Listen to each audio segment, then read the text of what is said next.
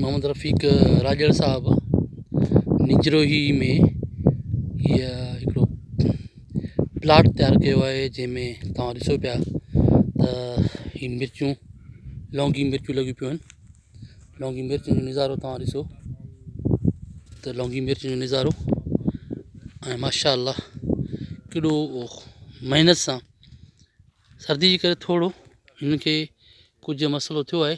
बहरहाल पोइ बि हीअ तव्हां ॾिसो पिया हे लौंगी मिर्चूं ऐं उन लौंगी मिर्चनि में वरी हीअ खजी जा थुड़ ऐं सोलर प्लेट जी सॼो सिस्टम आहे। पोइ चोथों जंगलो आहे जेको हुन पाण लॻायो आहे, ॾाढो बहितरीनु जंगलो। ऐं निम तव्हां ॾिसो त कीअं वेड़ी पई आहे, निम जी हिफ़ाज़त थी आहे। गॾो वरी निम सां गॾु तव्हां सूफ़ी बेर जेका ॾिसी सघो था, सूफ़ी बेर गॾु आहे। उनखां पोइ वरी हिन प्लाट में ॾिसो बसर जी ख़ूबसूरत नज़ारो तव्हां ॾिसी सघो था त इहो जेको कामयाबु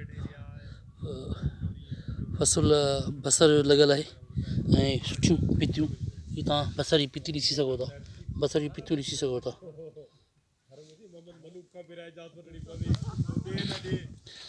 ऐं हीअ बसर केॾो ख़ूबसूरत नज़ारो आहे।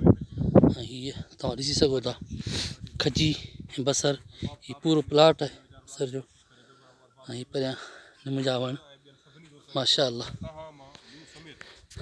तमामु ख़ूबसूरत ही तव्हां